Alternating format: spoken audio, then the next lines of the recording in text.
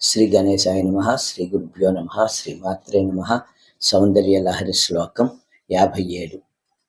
దృశాద్రాగీయస్య ధరదళిత నీలోత్పల రుచా దవీయాంసం దేనం స్నపయ కృపయా మామపి శివే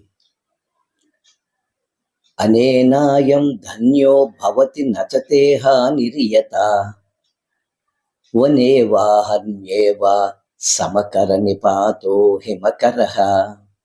ఓ తల్లి పార్వతి, ఎంతో నిడుదయై ఇంచుక వికసించిన నల్ల కలువ కాంతి వంటి నీ కడగంటి చూపును సుదూరంలో ఉన్న దీనుడైన నాపై దయతో ప్రసరించు. దీనివల్ల నేను ధన్యుడనవుతాను. ఇంత మాత్రాన నీకు ఏ కొరత ఏర్పడదు కదా తల్లి.